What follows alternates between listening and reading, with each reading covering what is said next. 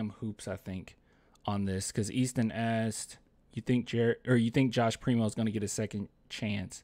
Let's see. So as far as my opinion, because we can watch this video, like, here's the video right here. This banned NBA player is coming back, and we can probably like skip through it because we know the story. Like, we don't have to rehash the story. But as far as my thoughts on it before watching this video, overall, I think probably, maybe. The only thing is with Primo, he really ruined his chances as far as being a like franchise player or being the face of a team. I thought that him with San Antonio was perfect, and they were making a beautiful transition into, you know, especially with Derek White being gone. And I thought Josh Primo very similar to Derek White as far as like being super versatile and defensive end and being able to pass and being able to score. But he was going to be a much better scorer than Derek White, I think. But, you know, with getting rid of DeJounte Murray, making him the face of the Spurs, especially when they're making the transition with the Frostbank sponsorship and everything, I just thought that it was perfect. He was setting himself up to be the face of a franchise. I really do believe that. But when it's all said and done, now going into the NBA, I don't think that'll happen. I don't think that he'll be the face of any franchise. You know, as far as like the workouts that we watched, he looked a little slower than what we're accustomed to. Obviously, being out of basketball for a while, hopefully he went and got some help.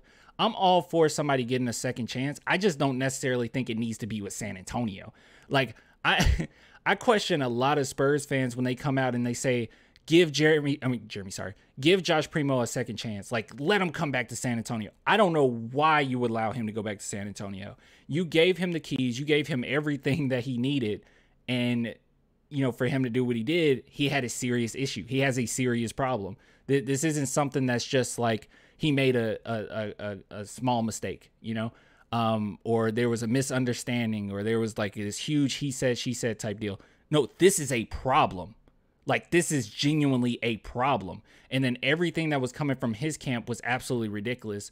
I mean, he even brought up the fact that he needed mental health help. And then on top of it, they went as far as, or his lawyer went as far as to say, like, oh, maybe it didn't happen. Maybe it just slipped out of his pants. Like, it's crazy. Insane. He's a PR nightmare. He kind of is. Hold on. I won't watch this whole video. I won't just like take dude's content or whatever. But I do want to at least listen to some of it. Let's see. Let's skip around. Facility. But we have no idea if he has done the work to get his problem in. Oh, okay. Yeah, this might be a good place. We know all the story. I'm sure he goes back through it because a lot of these people probably don't know. Because he covers like the entire NBA. So let's just skip through a little bit. Maybe right here. Over a year since all this happened, Primo has laid low, but he hasn't been charged with a crime. The Spurs settled that lawsuit for an undisclosed amount of money out of court. He was also suspended by the NBA, but is now cleared and able to sign with any team he wants. Also, a lot of people bringing up like the fact that the psychiatrist got money. They're like, oh, she just wanted money. It's like, if that happened to you, would you sue, or like would you just like take it? I don't know. I don't know, guys. I would take the money. I don't think she was all in it for the money. She literally went into a job that was her dream job for a very long time. And how it went down was just not good. Wasn't bueno. But it is nice to know, at least from the outside looking in, it seemed like Popovich literally did not know anything about it, which is good. That's good. That's great. That made me a little bit worried, because I don't view a lot of celebrities at high regard, but Popovich is one that I really do. Like, I really do. Say what you want about Pop, but I really hold him to a high standard, as far as a character and morals and stuff like that. I really like Popovich. So I was disappointed if that was true, but you know, came out that it wasn't. And even her camp said that they don't think Pop knew, so that's good. At the time of the allegation, ESPN said many... Oh, wait, what? Easton, do you not know? He showed his long... What? Wait. Oh, man.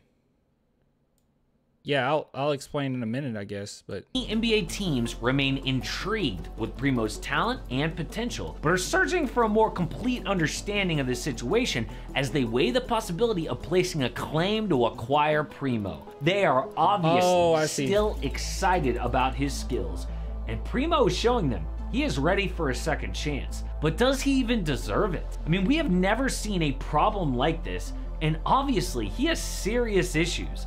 As far as whether or not he deserves it, we don't know if he deserves a second chance or not. We have no idea. We have no idea what the work he did to get, like, we have no idea. I don't know. I don't know if he deserves it.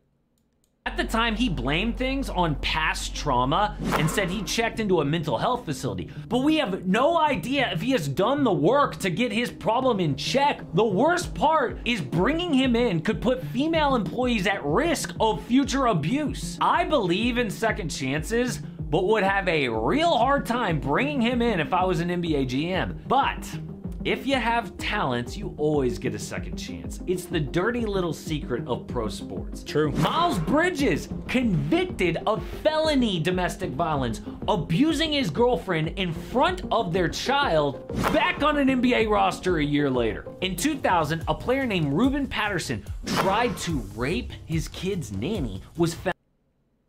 What? Dude, the sports world is so weird. The sporting world is so strange. I feel like it's the same thing with like Karl Malone, right? Like, it seems like at least the mainstream media just act like nothing happened. Like it just never happened. Like the little girl, yeah, just never happened. That's insane. This is what I'm talking about, bro. There's like so many people. There's Spurs fans that say, bring Primo back. It wasn't a big deal. All he did was just pull out his stuff. It's like, really? I can't believe this is I didn't know this was a thing. Let's see. Paid a $400,000 price and had to register as a sex offender for a shocking incident involving his children's nanny. And he came back? Found guilty, but played 8 more years in the league because, hey, he was a talented 24-year-old. Primo is just 20 and was supposed to be key to the Spurs' future with Victor Wembanyama. Well, we don't know if we would have got Victor Primo. I don't know. So if his friends in the NBA have embraced him back to play in the offseason, you know that they could go to their front office and say, hey, Primo's looking pretty good out there. But who would actually give him that second chance? There are 4 teams on this list that I think would. First is the Utah Jazz. They only have Colin Sexton at point guard, who has experience already sharing the load with another guard, Darius Garland.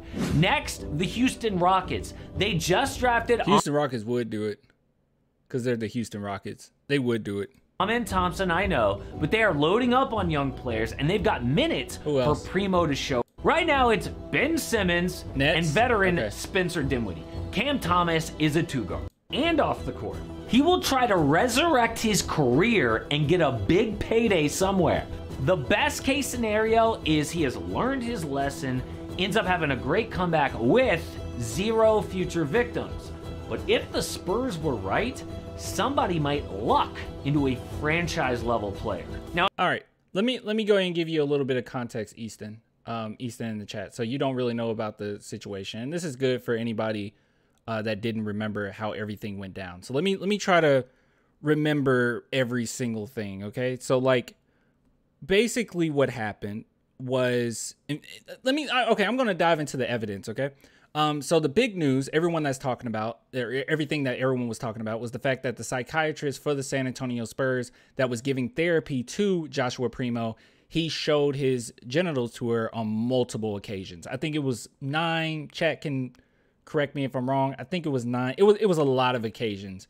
The allegations that she spewed was that the San Antonio Spurs weren't doing everything that they needed to do in order to prevent that from happening. Like, they weren't punishing Primo. Obviously, he was becoming the face of the franchise. We were putting him in photo shoots when it comes to the new Frost Bank deal, and it was a lot of stuff going on, and he was just gaining more and more power within the franchise pretty early on too, and a lot of praise from the team. But as far as the proof, I guess technically people wouldn't call this proof, but like there was a lot of signs, starting with Drew Eubanks. His wife actually posted something after the incident, like immediately after he was cut. And it was a lot of subliminals, but she was basically alluding to the fact that this was always an issue. Drew Eubanks always felt weird around him. So there were certain players that knew a little bit of something. Also, before any news came out at all, as soon as he got cut, it was a Reddit post saying the exact thing that he ended up being accused of with the psychiatrist. But it wasn't with her. They were actually bringing up the fact that when he was in Las Vegas, he showed himself to a worker or a what's it called? I'm blanking. You know, the people that come in housekeeping. Yeah. So it was a lot of different things coming out of there and a lot of clues to what was going on. Like, it was a lot of dirt coming out.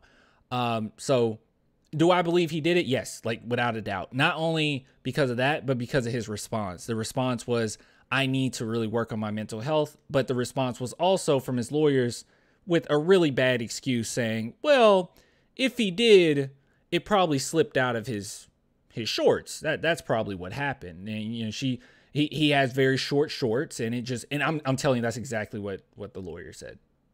Like verbatim. Okay, not verbatim. I'm summarizing a little bit, but paraphrasing. But yeah, pretty bad stuff. But the whole thing, does he deserve a second chance? I mean, I don't really believe in the whole saying of everybody deserves a second chance. Yeah, sometimes, I don't know, not everybody.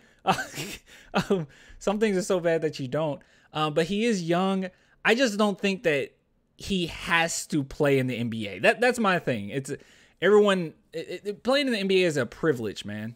It really is. And to me, I don't think it means like end all be all that he doesn't play in the NBA, therefore he's going to be a loser. Like, I don't think that. I mean, 0.1%, like no one plays in the NBA, you know. Most people have regular jobs. Most people just go out and have pretty, you know, decent lives. Or a lot of people have decent lives without making millions upon millions upon millions of dollars. He can still have a good life. And just putting him in the position of an NBA player with the amount of money, the amount of exposure, the amount of power, I think it's going to be really tough for him to even overcome what's going on with him. So I just don't think that he has to be in the NBA. Like, oh no, he deserves a chance because of this, that, and third. He can go back to school. He can do anything in the world and have an impact. In you know, just about anything. So I don't believe in that. In his position, I understand. I mean, it's the freaking NBA, right? You don't just give up on that, especially when you've been in it before. You know that you can at least compete with other players. But I don't know. To me, I don't think that just necessarily means you deserve it just because you have talent. But we know how this thing goes, right? Didn't we guarantee his contract like a week before we waived him? That's the head scratcher. Yeah, exactly. Like he was going to be the face of the San Antonio Spurs. I think are the Spurs still paying him? Let's see. Spurs salary. I think if I just type in Spurs salary, we're good, right? Here we go. Hoops hype. Yeah, we're paying him one more year. So yeah, 4 million. Doesn't really affect anything as far as the big picture, but I mean, he's still getting paid, you know. Taking up space. Well, I mean, he is, but it's not a big deal. Like, it doesn't really make that much of a difference. Just overall, though. Overall, I just don't think that he's like that's a gimme, you know. That he goes back to the NBA. Some Spurs fans are just so weird with it, man. I do not understand the Spurs fans saying let him come back to the Spurs. I would not want him back to the Spurs. Does he go to another team? Would I be upset? No, I wouldn't necessarily be upset. Hopefully it just means that he did get that help and he's past it, but it hasn't been that long, and this is a serious issue. I don't know. But then the idea is like come back to the Spurs. Heck no. Heck no, dude. At least he's donating some of his salary to your streams. True. I don't know. I don't want him back, though.